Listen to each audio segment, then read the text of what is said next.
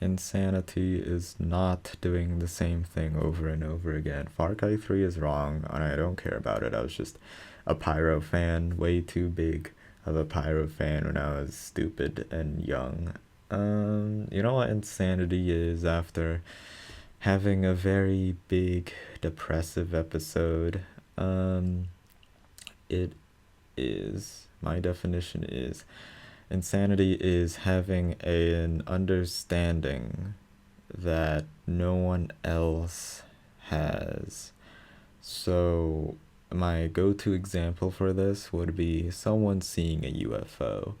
You would call someone ranting and raving about having seen an unidentified flying object as insane, and everyone can agree that that is a textbook example of what insanity is. It's now a lot of people in real life have insanity, maybe with this definition. It's kind of loose and broad about having an understanding no one else does. So it's possible some people have insanity to some degree about some things. Like, okay, to go back to the example, UFOs probably don't exist. But you call people who are insane who see UFOs is because they do think they exist after seeing one. And in real life, some people do have UFOs that exist. That's kind of what insanity is. And I want to go into the specific example of my insanity that I think a lot of people have. But, or not, but like, it's the reason why I'm so obsessed with the idea of insanity. And it's really because, like, I find myself in positions where I would call myself insane pretty often. Sometimes in a social public setting, everyone's happy, and I'm very, very sad. And I blame it on the knowledge that I have that is affecting me to be like that, or perceiving other people's emotional state as, I don't know, incorrect to the knowledge that I have. Like being in a vastly different state of mind than them. And I guess that's more of a symptom than the actual definition. Um, just being incredibly knowledgeable of something that others should, but they don't. The juxtaposition, the interesting juxtaposition of insanity is that knowledge, like knowing more about the world, should be the ideal situation everyone has. But no one does know it for some reason. They're not insane, they're not knowledgeable. So, if anything, the insane person is actually more knowledgeable than the person than the people who aren't insane. And that's weird, isn't it? If anything, they're insane for not knowing what I know. Alright, let's actually get into an example. So, I got obsessed into like using the word like insanity for a while after I got depressed and had a life-changing revelation about everyone, about everything. It's like, Buddha and enlightenment, but with insanity. Um, the realization is just, it's very nihilistic. It's just nothing matters and everyone is completely blind to that fact. Or at least those were the resulting thoughts that I had after being depressed. Just like the Far Cry 3 definition, everyone around me was doing the same things over and over again. But to be more specific and putting it into my own words, they were doing their day to day tasks, but they don't think about their whole lives. They don't think about an end goal of why they're doing their day to day tasks, I suppose, except for like struggling at the current moment. It's completely meaningless what you do every day in that sense. I mean, I understand you need to do things day by day to complete your end goals, but some these people, they just do it not for that sake. They just do it to chase some temporary high or to survive until the next day. And if you're living like that, it just seems very meaningless and purposeless. So, yeah, basically, I had a quarter life crisis, I suppose. I spend a lot of time alone thinking about things to myself because I couldn't talk about it with other people. They wouldn't be interested about me or my personal troubles. So I had a very deep introspective time when I did that and thought about my future and if my present was going to be able to achieve that future. And I'm not going to get into the specifics, but it was basically very futile. No matter what I did, I don't think it would have been possible. And this, I mean, I'll say the main cause, it's because of other people. It's because other people are needed to achieve the goal that I want. And um, not controlling, making them do what I want, or, god damn it, how do I say this?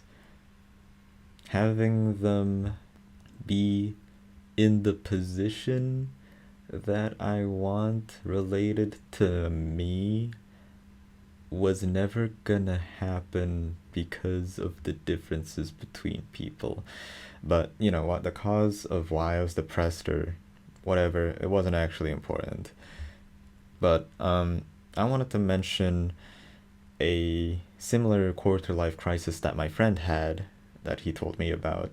He said that the reason why he keeps living is to fight against the universe that is actively making them miserable and painful. There's a lot of just living at all is a long road of spikes. But what they're trying to do is to fight against it actively to make a better world for themselves, to fight the universe to make happiness, basically. Because I guess the road of least resistance is pain, and he's trying to stray away from that path to just have, and mentioned specifically the small joys of life. Like, he doesn't want any big joys, I guess. He doesn't want, like, to be remembered to change the world in a massive way because it's like too big for him to do anything like that.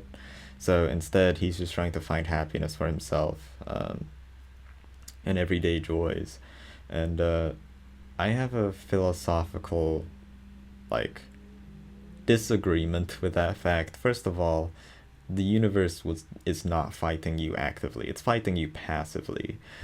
Whatever happens in the universe happens, and you're not fighting against it. You're just trying to achieve your goals in this passive universe. Second of all, I think the pursuit of happiness when it comes to small temporary joys is not ideal. I see a lot of people, my peers, people my age, spending a lot of time, being with other people, but just to hang out. They don't try to create or make anything, which is what I would want to do, to leave a mark on the world in some way, but they're just happy with talking to each other and also hanging out, playing video games, chasing temporary highs, basically. They're doing this usually while trying to pursue some kind of career, but they're not completely passionate in it, whether it be computer science or business management or engineering, they're just doing it because they know it would give them a good job, but they're not interested in it. What they're kind of passionate in is playing and hanging out.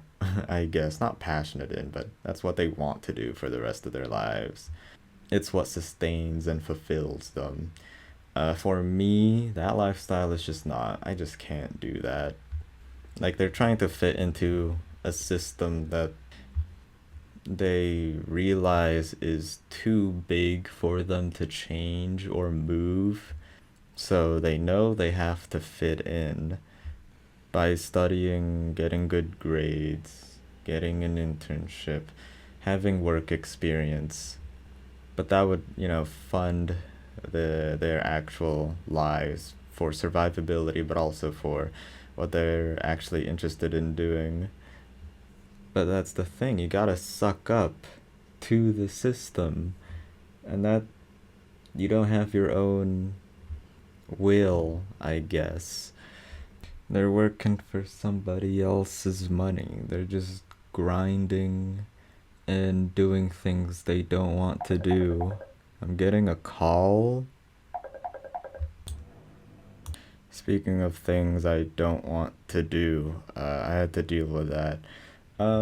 Point is, I can't live like that. I can't spend half of my life trying to do something for other people that I don't want to do, and that's been a really big kind of conflict in my life, I suppose. I've been trying to fight for doing what I love and loving what I do. So yeah, I've just kind of been berating my peers' lifestyle, and I'm pretty sure a lot of people around the world, maybe even my age, have a similar uh, experience to what I've just described.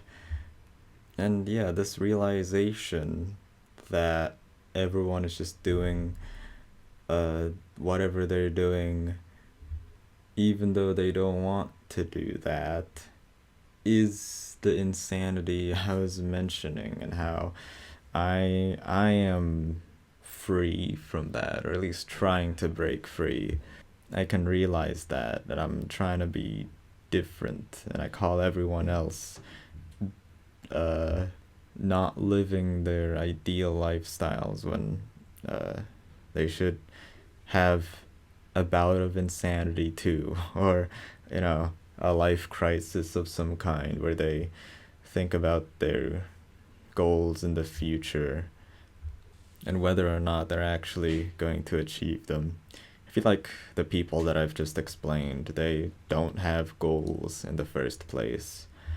Though I shall tell y'all mine, which is one, make a mark on the world by expressing myself, and two, gain as much knowledge as possible. Actually, in the reverse order, so that like the knowledge that I've gained will be able to be put into the content I've created. Whatever. I know they're grand. I know I sound kind of pretentious. I don't care. I feel like life goals are kind of meant to be that. You gotta aim higher. You're not gonna aim at all.